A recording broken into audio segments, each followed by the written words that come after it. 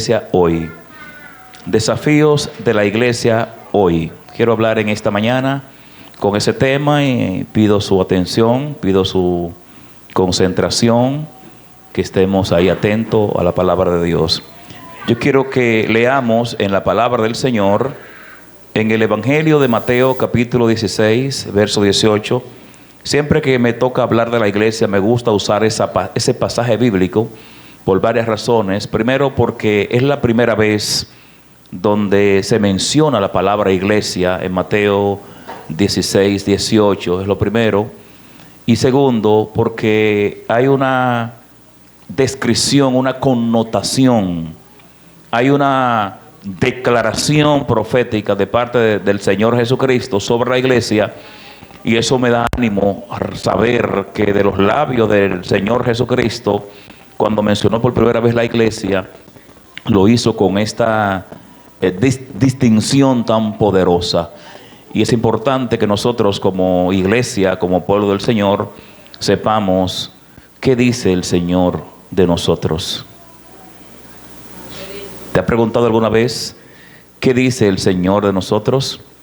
Pues veamos por la palabra qué dice el Señor de la iglesia. Mateo capítulo 16, versículo 18. Y luego vamos a pasar a Efesios capítulo 2, versículo 6. Luego de Mateo 16, 18, pasaremos a Efesios capítulo 2, verso 6. Ténganlo ahí en Q. Tengan a Efesios 2, 6 también en Q. Leemos la palabra de Dios en el nombre del Padre, del Hijo y del Espíritu Santo. Amén. Dice de la siguiente manera. Permítame leer desde el verso 16. Respondiendo Simón Pedro dijo: Tú eres el Cristo, el Hijo del Dios viviente. Entonces le respondió Jesús: Bienaventurado eres, Simón, hijo de Jonás, porque no te lo reveló carne y sangre, sino mi Padre que está en los cielos. Verso 18.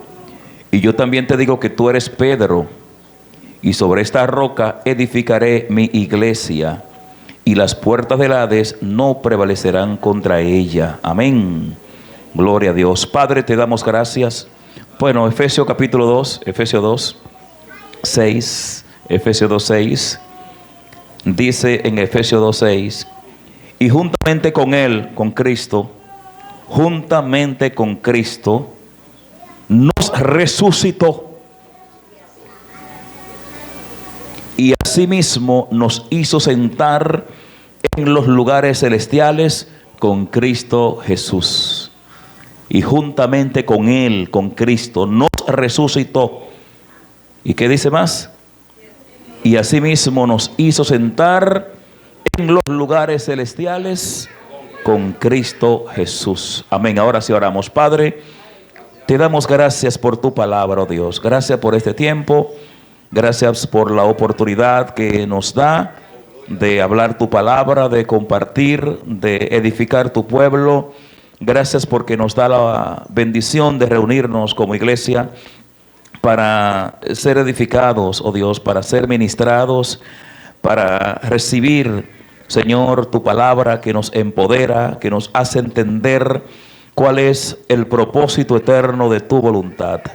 En este momento, oh Padre Celestial, pedimos tu guianza y tu favor. Pedimos que tu Espíritu Santo abra nuestro entendimiento de manera que podamos comprender lo que tú dices acerca de nosotros y podamos entender, Padre, que en medio de los desafíos presentes hay una palabra sobre nosotros y es lo que al final se va a establecer, se va a cumplir. Gracias te damos en el nombre de Jesús. Amén y amén. Muy bien, pueden sentarse mis hermanos. La palabra que hoy quiero entregarle, el tema desafío de la iglesia hoy, y la motivación de esta predicación está motivada primero para que nosotros tengamos una comprensión bíblica de qué es la iglesia, tengamos una comprensión bíblica de cuál es el propósito de Dios en nuestras vidas. Y segundo, para dar respuesta a inquietudes que surgen en la mente de muchas personas, creyentes y no creyentes, con respecto a situaciones que se dan en la iglesia. La gente a veces se pregunta, pero si nosotros estamos buscando la palabra de Dios, estamos buscando una respuesta bíblica, un consejo, estamos buscando la verdad que es Jesucristo. Cristo dijo: yo soy el camino, la verdad y la vida, y nadie viene al Padre si no es por mí. No cabe duda de que Cristo es la verdad. No cabe duda de que en la palabra de Dios está la verdad, de que la palabra de Dios es la verdad que nosotros necesitamos, no solo para nuestra existencia, para dar una respuesta existencialista de nuestro ser, sino también para traer una respuesta profética, teológica, escatológica. En la Biblia está todo lo que nosotros necesitamos. Y de repente, cuando observamos el panorama de la fe, encontramos crisis, encontramos situaciones que a veces nos cuestionan, que a veces nos desafían en nuestra fe, nos desafían en nuestras creencias, nos desafían en cuanto a la visión o la comprensión que esperamos de la iglesia. Y yo quiero decirte en esta mañana que la iglesia, como el cuerpo de Cristo, contiene la verdad, y que dentro de la iglesia convergemos diferentes personas con diferentes situaciones, con diferentes realidades, y que la realidad de una oveja no es la realidad del cuerpo en términos general. La realidad de un miembro del cuerpo no necesariamente tiene que ser la realidad del cuerpo. De repente usted tiene un miembro del cuerpo que está herido, que está enfermo, que está dañado, y no quiere decir que el cuerpo entero esté así. De repente usted se da un tropezón y se llevó la uña del dedo grande del pie derecho, y eso duele. Se lo puedo decir yo, que caminé mucho descalzo allá en la loma, en Najayo y medio. Eso duele, eso duele. Y cuando usted se levanta la uña del dedo, de cualquier dedo, sepa que todos los golpes van a venir a ese dedo. Y eso duele aún más. Eso duele aún más cuando usted tiene un dedo con un trapo amarrado y luego se da otra vez en ese dedo. Eso duele aún más. No sé ustedes, los que son de la ciudad no han vivido esa experiencia maravillosa. Los que somos del campo lo hemos vivido, esa experiencia maravillosa de tener un dedo con un trapo y darse en ese dedo. O que lo pisen. Entonces, amados hermanos, tenemos que comprender la iglesia. Tenemos que comprender primero quién es la iglesia, quiénes somos, cuál es el propósito del Señor. Bueno, ya el propósito general de esta predicación es aportar fundamentos bíblicos para una comprensión sobre qué es la iglesia y que nos permita fortalecer y mantener nuestra fe en estos momentos difíciles, porque la fe hay que mantenerla aún en los momentos difíciles. ¿Qué es la iglesia? Bueno, por demás es redundar, pero para muchas personas que están aquí por primera vez, decirle que la iglesia es el cuerpo de Cristo. La iglesia es la formación de todos los creyentes que en diferentes lugares del mundo han creído en Jesucristo. Lo primero es que para ser iglesia hay que creer en Cristo. El que no cree en Cristo no puede ser iglesia. El que no recibe a Cristo en su corazón no puede ser iglesia, porque es que es una condición recibir a Cristo, recibir su llamado, recibir su amor, recibir su oferta de salvación. Aceptarle como Señor y Salvador nos hace ser miembro de la iglesia. Cuando Cristo habló por primera vez de la iglesia, reitero, fue aquí en esta ocasión de Mateo 16. Él estaba con sus discípulos y había llegado a una región llamada Cesarea de Filipo, al norte de Israel, a 40 kilómetros al norte. Y allí Jesús comienza a hablar y está hablando y predicando. Y en una le hace una pregunta a los discípulos. Y él le pregunta: ¿qué dice la gente que soy yo? ¿Qué la gente dice que soy yo? Y yo pregunto, ¿usted cree que Cristo tenía que o necesitaba saber qué la gente pensaba de él? No, porque él, Cristo, tiene una mente y tiene los atributos del Padre, porque él juntamente con el Padre es Dios, y Cristo tiene la omnisciencia, la omnisapiencia, la omnipotencia y todo lo omni. Cristo sabe lo que tú no has pensado todavía. Pero él le dice a los discípulos, ¿qué dice la gente que soy yo? Y los discípulos comenzaron a decir, bueno, algunos dicen que tú eres Elías, que tú eres Jeremías, que tú eres algún profeta. Y luego Cristo se dirige a ellos. ¿Y ustedes? ¿Y vosotros? ¿Qué decís que soy yo? Mis discípulos cercanos, ¿qué ustedes piensan de mí? Porque Cristo, no es que Él necesite saber lo que tú piensas de Él. Lo que Cristo sabe es que tú necesitas saber quién es Cristo. No es Cristo que necesita saber lo que tú piensas de Él. Eres tú y yo que necesitamos saber quién es Cristo. Y en esa dinámica retórica Cristo le dice, ¿y ustedes qué piensan que soy yo? No es que Él no sabía lo que ellos pensaban.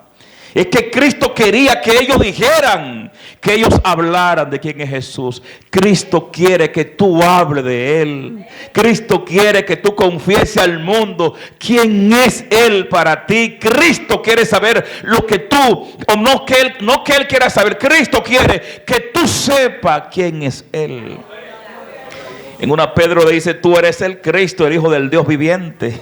Y ahí está la declaración de Pedro. Y Cristo le dice, oh Simón, hijo de Jonás, esto no te lo ha revelado carne y sangre. Esto no te lo ha dicho ningún hombre. Esto viene de Dios. Y luego el Señor le dice, yo también te digo que tú eres Pedro. Y sobre esta roca edificaré mi iglesia. Pregunto, ¿se proponía Cristo edificar su iglesia sobre Pedro? No.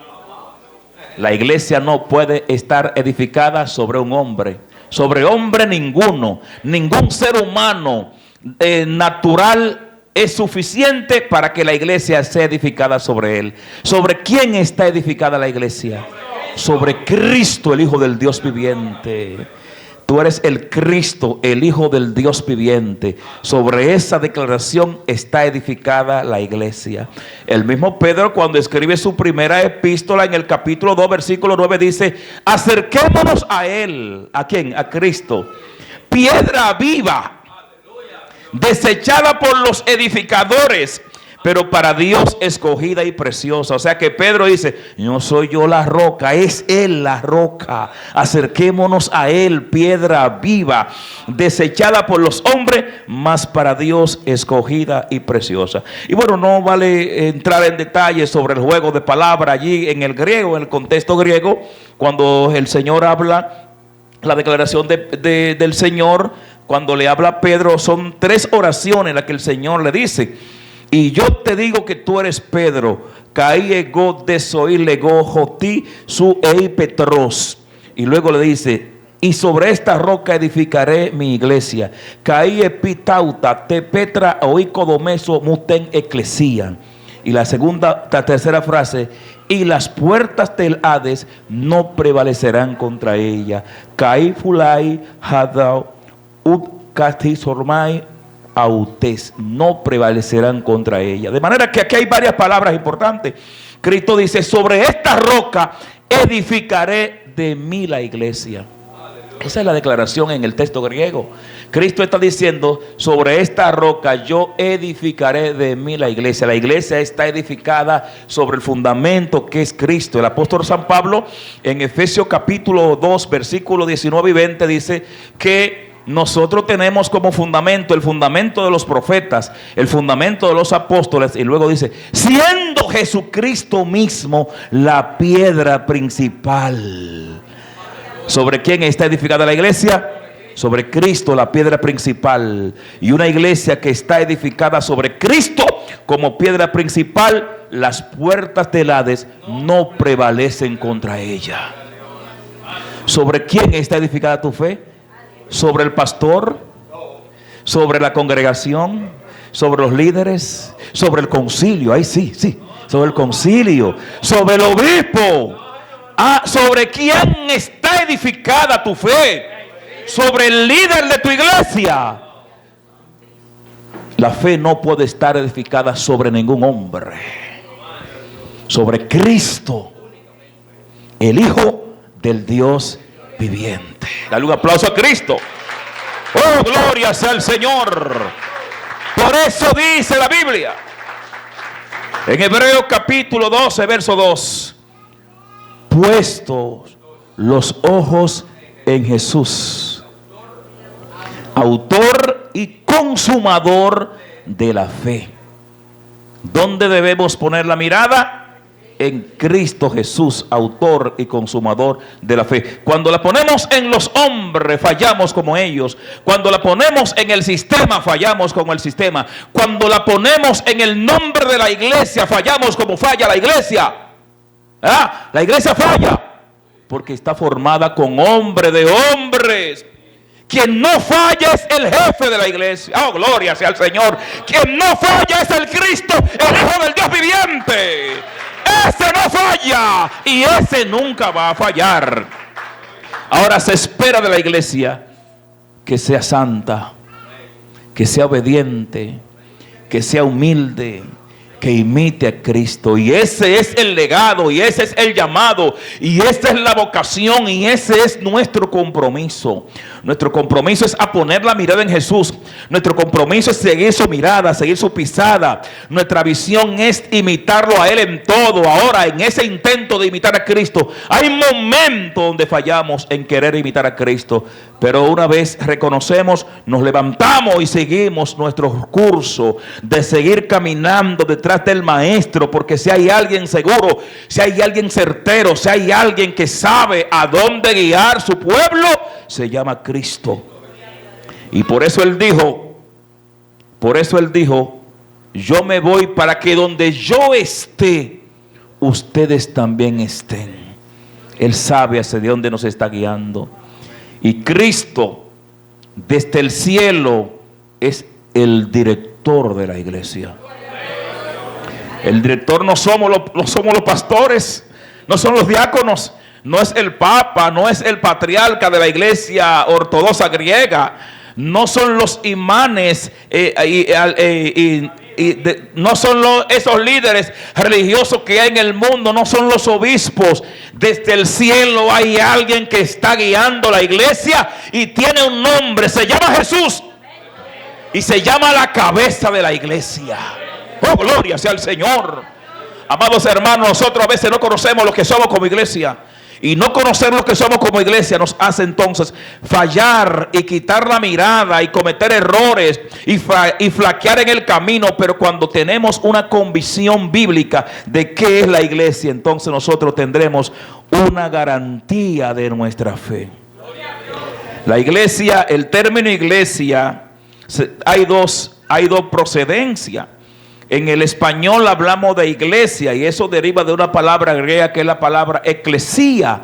Significa los llamados, los escogidos. Aparte de ek, que es fuera, y kaleo, llamar los escogidos. De ahí viene eclesia e iglesia en el español. Pero hay una palabra que se usa en el inglés que es la palabra church. La church. ¿Y de dónde viene esa palabra? También viene del griego. Pero en el griego está la palabra Kyrios, que es Señor. Algunos lo traducen Curios, pero es Kyrios, que es Señor o lo perteneciente al Señor. Entonces de esa palabra se van derivando otras palabras. Por ejemplo, la palabra escocesa Kirch y la palabra alemana Kirche. Entonces de esas palabras se deriva la palabra inglesa church. Ven que hay una relación, una correlación. De manera que cuando hablamos de la church, estamos hablando de lo perteneciente al Señor. Cuando se habla de iglesia en el inglés, es lo perteneciente al Señor. Se usa 114 veces la palabra iglesia en el Nuevo Testamento. 3 veces en el Evangelio de Mateo y las demás veces en los demás libros. Solo en el Evangelio de Mateo, dentro de los evangelios, solo en Mateo se menciona la palabra iglesia. No se menciona en Lucas, no se menciona en Juan, no se menciona en Marcos. Solo en Mateo 3 veces. Mateo 16, 18 y Mateo 18 cuando habla de la disciplina eclesiástica. 18, 17. ¿Qué decimos con todo esto, amados hermanos? Estamos estableciendo la base de qué es la iglesia. ¿Quién es la iglesia? ¿Cuáles son sus desafíos? ¿Cuáles son los planes que Dios, el Señor, tiene con su iglesia? Y aquí en Efesios capítulo, donde leímos en Efesios capítulo 2, nos da un detalle importante y nos dice que Cristo, que es la cabeza de la iglesia, dice, y sometió todas las cosas bajo sus pies. ¿Bajo los pies de quién? De Cristo. Dice, y sometió todas las cosas bajo sus pies, y lo dio por cabeza a Cristo. De manera que si todas las cosas están sometidas bajo los pies de Cristo, ¿sí o no? Están todas las cosas sometidas bajo los pies de Cristo. Y luego dice, y lo dio por cabeza a su iglesia. ¿Quién es la cabeza de la iglesia? Y si todas las cosas están sometidas bajo los pies de Cristo, y Cristo es la cabeza de la iglesia, todas las cosas están para ser sometidas a los pies de la iglesia. Lo que pasa es que en el bochinche y en el cuchucheo y en la contienda y en el tirijala de quién es mejor que nadie, hemos perdido nuestra visión y nuestra perspectiva de quiénes somos como iglesia. La iglesia está llamada a establecer el orden de Dios en la tierra. La iglesia está llamada a ser la voz de Dios en esta tierra, y no solamente entre los hombres, también entre los principados y las potestades, porque en Efesios capítulo 3 versículo 10 dice que a la iglesia se le ha dado la potestad de anunciar a los principados y potestades los misterios del Señor. En el versículo 10 dice, para que la multiforme sabiduría de Dios sean dadas ahora a conocer por medio de la iglesia a los principados y potestades en los lugares celestiales. Lo que significa que nosotros como iglesia, que somos el cuerpo de Cristo, el cuerpo de Cristo, y eso no lo digo yo, lo dice la Biblia, dice que nosotros cada uno como miembros, Primera de Corintios capítulo 12, cada uno como miembro, somos miembros de un mismo cuerpo. ¿Y sabe cómo se llama el cuerpo? El cuerpo de Cristo, y tiene un nombre, es la iglesia. De manera, mis hermanos, que siendo la iglesia el cuerpo de Cristo, lo que la iglesia hace aquí en la tierra es como si lo hiciera Cristo. Cristo no necesita venir a predicar, porque ha dejado ¿a quién? A la iglesia. Cristo no necesita venir a poner la mano sobre los enfermos, porque ha dejado su cuerpo. ¿Quién es su cuerpo? La iglesia. Cristo no necesita darle de comer a los hambrientos hoy, porque ha dejado ¿a quién? A su iglesia.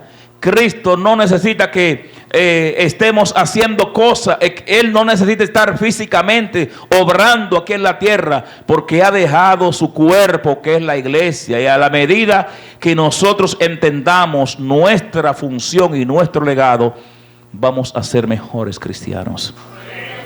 Si tú y yo no predicamos, si no oramos, si no hacemos obra aquí en la tierra, es como si parte del cuerpo de Cristo estuviera inactivo. Y Cristo en ningún momento quiso que su cuerpo sea inactivo. ¿Cuántos son miembros del cuerpo de Cristo? Amén. Gloria a Dios.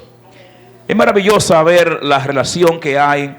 Así como Cristo ascendió a los cielos, como lo dice la Biblia y lo testifica en varios pasajes bíblicos, Cristo ascendió a los cielos y se sentó a la diestra de la majestad en las alturas, en cumplimiento a lo que dice las Sagradas Escrituras en el Salmo 110, que es un salmo mesiánico, un salmo de David.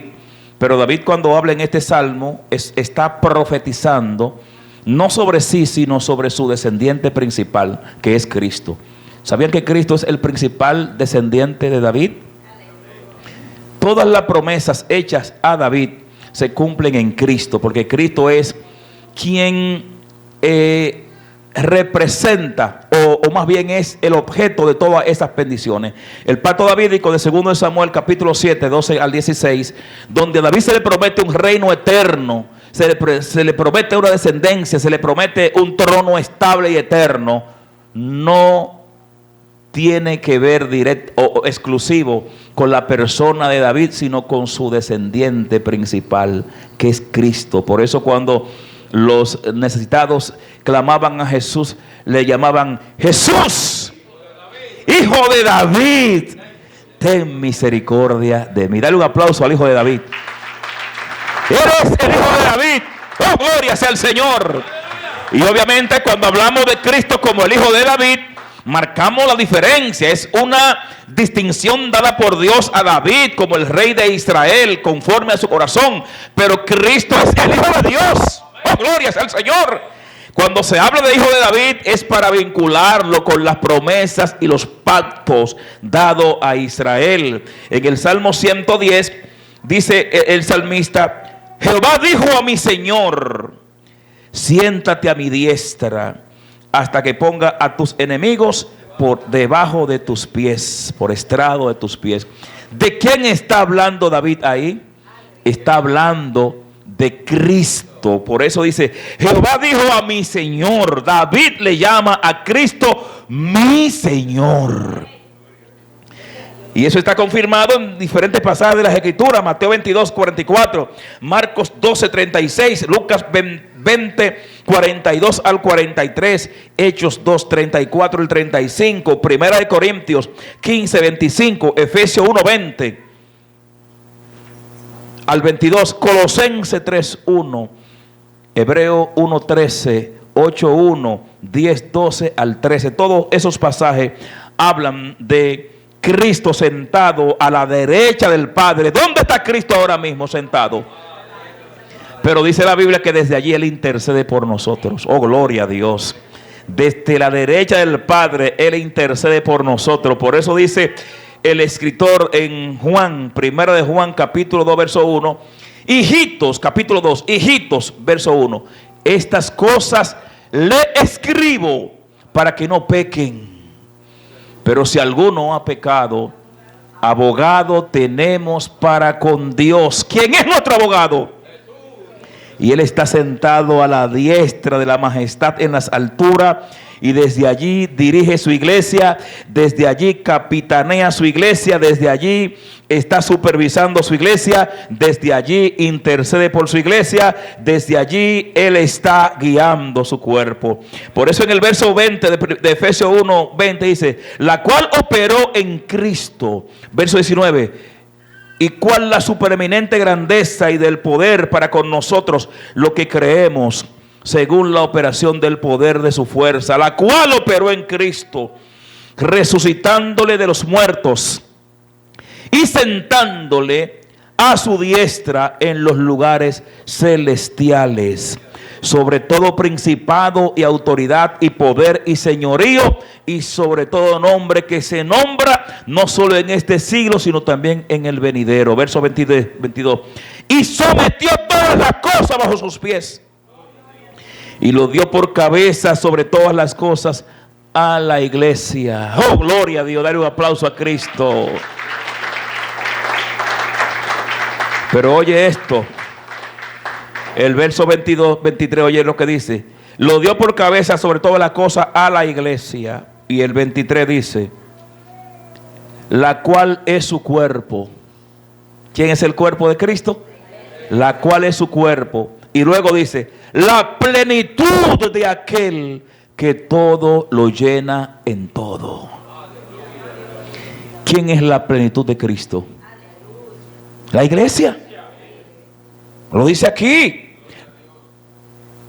La cual es su cuerpo, la iglesia. Y sigue hablando: la plenitud de aquel que todo lo llena en todo. Hay alguien cuya plenitud lo llena en todo y se llama Cristo. Hay alguien que lo llena todo y se llama Jesucristo. Su plenitud lo llena todo. Su plenitud lo abarca todo. Porque no hay una esfera en la humanidad, ni en los cielos, ni en la tierra, que no haya sido entregada a la autoridad de Cristo. Por eso dice la Biblia en Filipenses, que por cuanto Él se humilló hasta lo sumo, a Él también Él fue exaltado hasta lo sumo, sobre toda autoridad y poder y principado. Y dice: para que en el nombre de Jesús se doble toda rodilla en los cielos, en la tierra y debajo de la tierra. Óyeme, todo está bajo Él. Todo está bajo la autoridad de Cristo. Él lo llena todo. Él lo cubre todo. Colosenses capítulo 2, verso 9 dice que en Él, en Cristo, habita corporalmente toda la plenitud de la deidad. Y se usa la palabra plenitud también otra vez ahí. En Cristo habita toda la plenitud de la deidad. Y aquí en el verso 23 dice, la cual es su cuerpo, la iglesia. Y ahora dice que la iglesia es la plenitud de aquel que todo lo llena en todo. Oh, gloria a Dios. O sea, que la plenitud que habita en Cristo habita en la iglesia. La plenitud de Cristo tiene que estar en la iglesia. Y si en Cristo habita toda la plenitud de la deidad, en la iglesia se va a manifestar la plenitud de la deidad. En nosotros se tiene que mover Dios, se tiene que mover el Espíritu Santo, se tiene que mover su gracia, se tiene que mover su unción, se tiene que mover la gloria de Dios. Donde hay dos o más reunidos en su nombre está Dios. Oh, gloria a Dios. Donde nos reunimos a adorar su nombre, tiene que estar Dios. Yo no necesito ver a Dios ni una imagen de Él. Yo sé que Él está paseándose. Oh, gloria a Dios, se pasea. Se está paseando en medio nuestro. Se está moviendo. Se está moviendo en medio nuestro. Él está ahí a tu lado. Él está a tu lado. Él se está moviendo en medio nuestro. Su gloria lo llena. Oh, su gloria está llenando esta casa. Su gloria está llenando tu vida. Su gloria te está tocando. Por eso el Apocalipsis habla de que Él se pasea en medio de los 7 candeleros. Y los 7 candeleros son las 7 iglesias. Y si Él se pasea en medio de los 7 candeleros, donde quiera que haya una iglesia que adora su nombre, donde quiera que haya un pueblo que está adorando su nombre, donde quiera que hay 2 o más que adoran el nombre de Cristo, Él se está moviendo en medio de ellos. Él se está paseando. Él se está paseando en medio nuestro. Él está en este lugar. Él está tocando. ¡Aleluya! Yo desato que el Nazareno te toque, que el poder de Dios te toque, que su unción te toque, que su gloria, que su gloria te... Que su gloria que se está paseando aquí te toque. Gloria sea al Señor. Él lo llena todo. Él lo llena todo. La plenitud lo llena todo. Su plenitud habla de que no hay espacio, no hay vacío. Cuando hablamos de la plenitud de Cristo es que no hay espacio vacío. En la vida de un creyente no puede haber espacio vacío. En la vida de una iglesia no hay espacio vacío. Cristo lo llena todo. En la vida de un siervo, de una sierva, no hay espacio vacío. Porque Él lo llena todo. Su plenitud lo llena todo. La palabra plenitud del griego pleromate. La palabra pleromate del griego pleroma significa algo lleno, copioso, algo que no admite espacio para otra cosa, algo que lo ocupa todo, algo que, aleluya, aleluya. Cuando yo estudiaba electricidad, se definía la electricidad. Yo recuerdo hace tantos años, muchos años, más de 30 años, gloria sea al Señor. Es un agente físico que llena por completo toda la estructura atómica de la materia. Eso es la electricidad. Y yo te digo, Cristo es más allá de la electricidad. Cristo, oh, gloria sea el Señor. Cristo llena lo visible, llena lo invisible. Oh, porque no hay espacio que se escape de Él. No hay un espacio fuera de Él. Y a Él le servimos. A Él le servimos. A Él y por Él estamos aquí. Colosenses dice: todo fue creado por Él y para Él. Por Él y para Él fue creado todo, dice la Biblia. Él es el creador. Cristo es el creador de las cosas. Porque la Biblia dice que todo fue creado por la palabra de su poder, de Cristo. Amados hermanos, y Cristo es el dueño y el jefe de la iglesia. Si usted quiere buscar a otro jefe, está equivocado. Aquí hay un solo jefe. Aquí hay un solo dueño. Y se llama Jesús. Y si somos iglesia, gloria a Dios, y Él es nuestro jefe, entonces nosotros como iglesia tenemos, amados, número uno, tenemos que entender que a pesar de que hayan desafíos, a pesar de que hayan situaciones con las que nos enfrentamos a diario, hay también una sentencia de triunfo y de bendición sobre nosotros. Por ejemplo, ¿quién fue que dijo que no habría desafío? ¿Quién fue que dijo que no habría problema? ¿Quién fue que dijo que todo sería ok. Nada más, óigame bien, nada más por ser iglesia, eso implica conflicto. Oh, gloria a Dios. Todo el que es iglesia está en conflicto. Y no con la ley, con Satanás y con el mundo. Porque Satanás va a tratar de hacer lo imposible para dañar la iglesia, para destruir la iglesia, para humillar la obra de Cristo, la obra preciosa de Cristo. Porque Satanás, que es el adversario, él trata de opacar todo lo que viene de Cristo. Por eso él también tiene su anticristo. Amados hermanos, el mismo Jesús dijo, Lucas 17:1, imposible es que no vengan tropiezos. Cristo. Y yo digo, Jesús, Cristo no era como los políticos. Porque los políticos, ¿qué es lo que te hacen? Te venden lo mejor. Ni era un publicista. Los publicistas te pintan ese producto, mira, y no te hablan de ninguno de los daños colaterales. Eso es lo mejor. Ese jabón, mira, de que usted te lava la cara con ese jabón, al otro día tú amaneces como Sammy Sosa. O como Michael Jackson. Y ahí está la gente comprando el jabón. Oh. Porque es que los publicistas te venden la cosa sin decirte los daños colaterales. Cristo no era un político. Porque los políticos te resuelven un mundo. Desde un púlpito, desde un podio, en un discurso, te resuelven todos los problemas existenciales. ¿Cuántas veces no nos han resuelto el problema de la electricidad en este país? ¿Cuántas veces no nos han resuelto el problema de la pobreza, del hambre, de las enfermedades? Los políticos han resuelto los problemas miles de veces. Y después que ganan, no me recuerdo de nada de lo que he dicho. Y se parecen en un cuento, Satanás. Que Satanás estaba haciendo una oferta. Y él le presentó a la gente, a la humanidad, varios escenarios del infierno. Gente bailando, gozándose, y todo el mundo en chelcha, en bacanidad total. Y la gente haciendo fila para irse al infierno. Y el Satanás, que es un traicionero y un mentiroso, le presenta una escena del cielo y que la gente aburrida y que rezando. Y para qué ustedes quieren ir, y ofreciéndole a la gente el infierno y bacanería y bebiendo y en todas las cosas que la gente le gusta, la carne, la mujer desnuda, hombre bebiendo y borracho, los jóvenes drogándose, bacanidad total. Oh, cuando la gente acepta y se va para el infierno, y cuando van allá y ven la realidad, el lago de fuego y la caldera de fuego por aquí, y los gusanos y los demonios atormentando, y el tormento que dice la Biblia que allí el gusano no muere y el fuego no se apaga.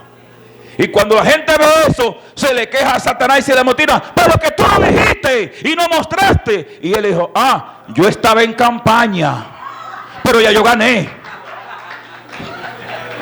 Yo estaba en campaña, pero ya yo gané. Cristo no es así. Cristo nos ha dicho, miren, yo le prometo vida eterna. Yo le prometo que ustedes estarán conmigo por la eternidad. Sin embargo, en el mundo van a tener aflicción. ¡Oh! ¡Oh! ¡Oh! ¡Gloria! ¡Fuego! Imposible es que no vengan tropiezos. En Juan 16:33, estas cosas os he hablado para que en mí tengáis paz. En el mundo tendréis aflicción, pero confiad, yo he vencido. Alábalo, dale un aplauso a Dios. En el Salmo 34:19 dice la Biblia, muchas son las aflicciones del justo, pero de todas ellas le librará Jehová el Señor. Hay en Romanos 18:8, pues tengo por cierto que las aflicciones del tiempo presente no son comparables con la gloria que en nosotros ha de manifestarse. De manera, mis hermanos, que Cristo a nadie lo ha engañado. El que está aquí porque sabe que Cristo no miente. El que está aquí sabe que hay una promesa eterna. El que está aquí sabe porque él sabe que está aquí porque es la iglesia. Y si tú eres la iglesia, vamos a santificarnos, vamos a llenarnos de Dios, vamos a seguir poniendo la mirada en Cristo, vamos a seguir siguiendo su pisada. Porque hay promesa poderosa, hay desafíos, pero hay promesa poderosa. Y los desafíos que tengamos que vivir, dice el apóstol San Pablo, Romanos 8:18, no se comparan con la gloria venidera que en nosotros ha de manifestarse. Vamos a ser esa iglesia, amados hermanos, que Cristo llamó, que Cristo prometió iba a edificar, y Él la está edificando todavía. Somos iglesia, pero quiero decirte que la vida y la dinámica de la iglesia es continua. Somos iglesia en el presente, pero Cristo sigue edificándonos. En este momento Él nos está edificando. En este momento Él está ministrando nuestros corazones, porque cada vez que nos reunimos para adorar su nombre y tenemos la ocasión de adorarle, tenemos la ocasión de recibir una palabra, tenemos la ocasión de que alguien ore por nosotros, estamos siendo edificados.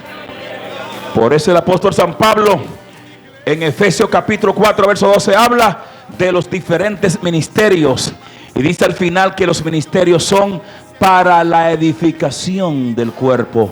La edificación del cuerpo hasta que lleguemos a la plenitud, a la estatura de Cristo, hasta que alcancemos el estado final de santificación, de redención, de pureza.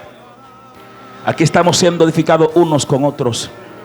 No hemos alcanzado la perfección, no hemos alcanzado la madurez absoluta. No hemos llegado a la meta, pero vamos detrás de ella. No hemos alcanzado el nivel de plenitud, pero vamos detrás de él. Por eso el apóstol Pablo dice en Filipenses capítulo 3, dice: una cosa hago, mire, extendiéndome a lo que, olvidándome de lo que está atrás, prosigo la meta. Prosigo a la meta hasta alcanzar la meta. Yo sigo adelante. Mire, hermano, nada me va a detener. Que caiga uno en el camino, oramos para que Dios lo levante, pero seguimos adelante. Que en tal lugar un pastor hizo un lío, eso fue él, yo sigo adelante mirando a Cristo. Que en tal lugar alguien hizo un lío, eso fue él, yo sigo adelante mirando a Cristo. Porque a veces nos enfriamos cuando vemos que un miembro del cuerpo hace un lío y todo el mundo es la iglesia. Eso no es la iglesia. La iglesia es pura, la iglesia es santa, la iglesia clara tiene un norte, la iglesia verdadera tiene un objetivo, la iglesia redimida con la sangre pura de Cristo se santifica. Que hayan algunos que hagan lío, en todo lo hay. En todo lo hay.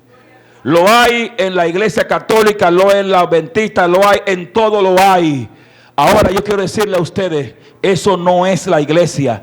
La iglesia es un pueblo santo. La iglesia ha sido llamada para practicar el amor, la pureza, la santidad, la obediencia, el respeto, el amor al prójimo. La iglesia existe para hacer la obra de Dios aquí en la tierra. No somos perfectos, no somos acabados, pero nuestra mente está para servir y amar y obedecer a Cristo. Los que son iglesia, no miren hacia atrás. Los que son iglesia, no miren a los hombres. Los que son iglesia, no miren los defectos de la humanidad caída. Miremos al santo, al puro, al verdadero. Miremos a aquel que dijo: yo soy el camino, la verdad y la vida. Miremos a aquel que dijo: separado de mí, nada podrán hacer. Si te separa de Cristo, si te enfría, si te floja, porque ahí está el problema, que Cristo nos ha dado todos los ingredientes y los sazones para que perseveremos. Pero hay gente que ha querido hacer su propio sazón y ha querido hacer su propio librito, y hay muchas personas que hablan más de sí que de Cristo. Se han endiosado, son humanos endiosados, Y esos hombres que se endiosan, Dios lo deja que suben como una chichigua y le da banda. Y cuando están allá arriba, le corta el hilo. Y ahí ve la chichigua. ¡Pum! Somos hombres con la mirada en el cielo, buscando a Cristo. No somos dioses, ni somos super saiyajines. Somos hombres que todos los días tenemos que ir a la presencia de Dios en humillación y pidiendo perdón y santificándonos y llenándonos del Espíritu Santo, porque sin eso nada podemos hacer. De manera, mis hermanos, que somos la iglesia, y voy a terminar ya, con que Cristo ha soñado. Somos esa iglesia con que Cristo pensó, y somos esa iglesia sobre la que Cristo dijo: edificaré, y las puertas del Hades no prevalecerán contra ella.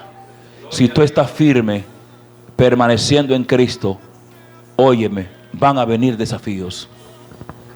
Pero si tu mirada está firme en Jesucristo, las puertas del infierno no prevalecerán contra ti. Vamos a vencer. ¿Y saben por qué vamos a vencer? Porque Cristo, primero fue Cristo que lo dijo. Segundo, porque la Biblia lo dice. Tercero, porque yo lo creo. El apóstol Pablo, concluyendo, en su epístola a 2 Timoteo capítulo 4 verso 7, él le escribe a su hijo en la fe, Timoteo. Y esta carta de 2 Timoteo es como una despedida, es como un testamento. Cuando alguien que está ya para morir escribe su testamento y se le entrega a su heredero, a su hijo. En este caso, Timoteo, como hijo en la fe del apóstol Pablo, Pablo le llama a él, a quien engendré en la fe. Una cosa linda esa. Y ahora Pablo le está escribiendo un testamento, le dice: mira, mi hijo, yo he peleado la buena batalla, he acabado la carrera, he guardado la fe. Por lo demás me está guardada la corona de justicia, la cual me dará el Señor juez justo en aquel día, y no solo a mí, sino también a todos los que aman su venida. He peleado la buena batalla. Amados hermanos, la iglesia que está peleando la buena batalla, llegará el momento donde el Señor juez justo entregará una corona incorruptible.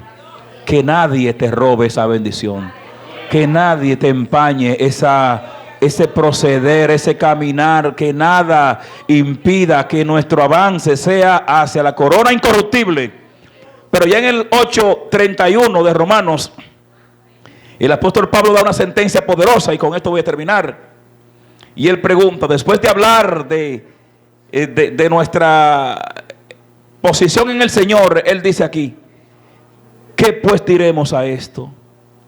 Si Dios es por nosotros, ¿quién contra nosotros? El que no escatimó ni a su propio Hijo, sino que lo entregó por todos nosotros, ¿cómo no nos dará también con él todas las cosas?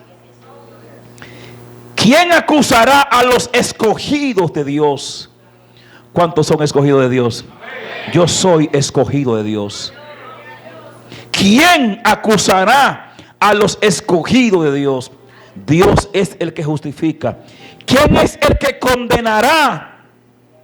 No hay condenación para el que anda en obediencia. La Biblia dice, Romanos 8:1, ahora pues ninguna condenación hay para los que están en Cristo Jesús. ¿Quién acusará? ¿Quién condenará? Dios es el que justifica. ¿Quién es el que condenará? Cristo es el que murió, más aún el que también resucitó. Cristo resucitó. Y dice la Biblia que nosotros hemos resucitado con él. Gálatas 2:20. Con Cristo estoy juntamente crucificado, y ya no vivo yo, mas vive Cristo en mí. Y luego dice que con él hemos resucitado. Y luego sigue diciendo: ¿quién nos separará del amor de Cristo?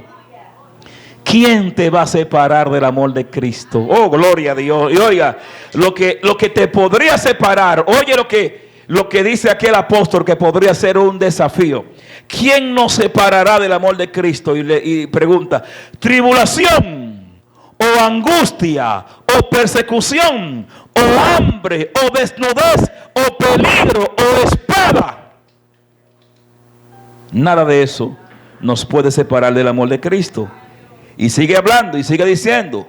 Aquí en el texto lo tengo más amplio porque ahí lo dejé por mitad. Entonces dice acá que pues diremos, ¿quién nos separará del amor de Cristo? Tribulación, o angustia, o persecución, o hambre, o desnudez, o peligro, o espada. Como está escrito, por causa de ti somos muertos todo el tiempo. Somos contados como ovejas del matadero. Verso 37. Antes, esto es lo poderoso, escuche esto. Antes, en todas estas cosas, ¿ante cuáles cosas? La tribulación, hambre, peligro, espada, desafío, todo lo que el mundo pueda presentar contra nosotros. Frente a todas esas cosas que el mundo pueda hacer contra la iglesia, somos más que vencedores. Somos más que vencedores. ¿Quién es más que vencedores? Nosotros en Cristo. Antes, en todas estas cosas somos más que vencedores por medio de aquel que nos amó. Óyeme, somos más que vencedores por medio de aquel que nos amó. ¿Quién es el que nos ha amado?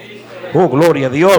Por lo cual estoy seguro de que ni la muerte, ni la vida, ni ángeles, ni principados, ni potestades, ni lo presente, ni lo porvenir, ni lo alto, ni lo profundo, ni ninguna otra cosa creada nos podrá separar del amor de Dios que es en Cristo Jesús, Señor nuestro.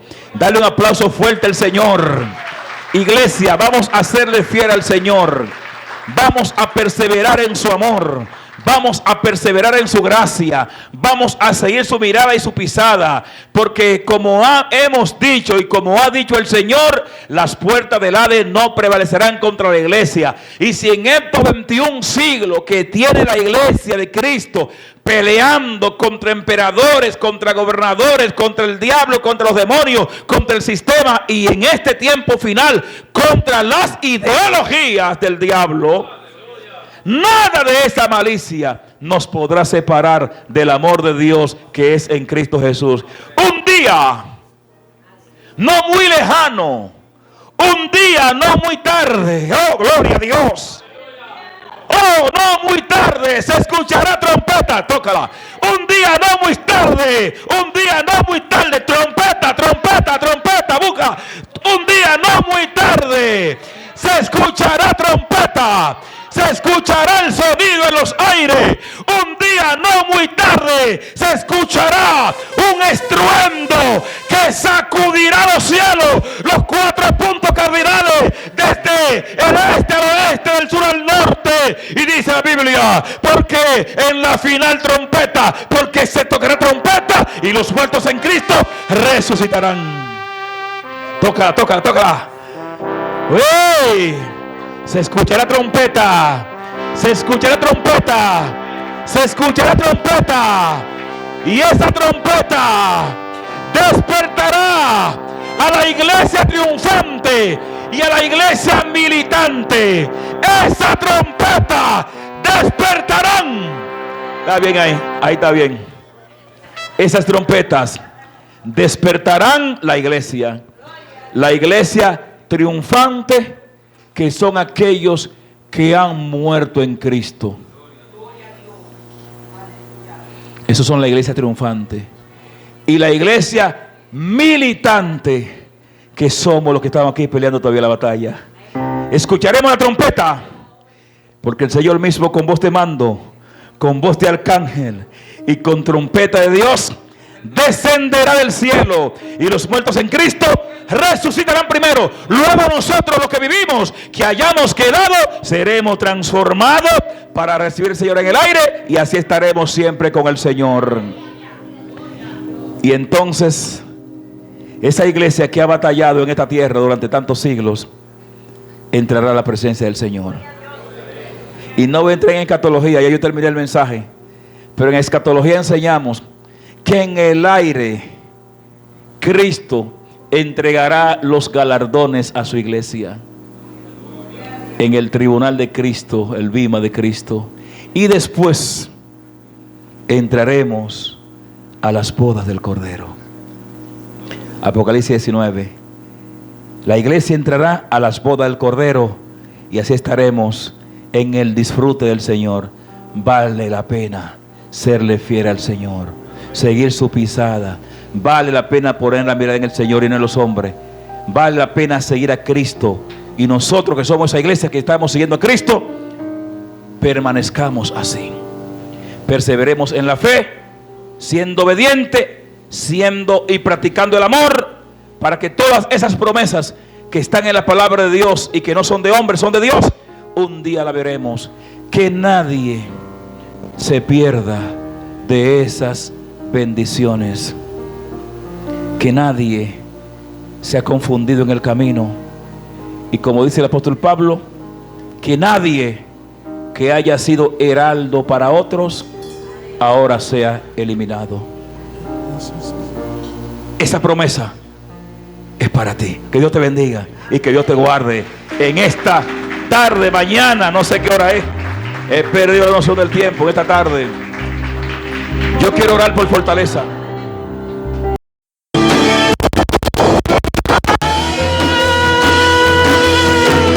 Movimiento de gloria es como una corriente de agua que después crece y se hace manantial.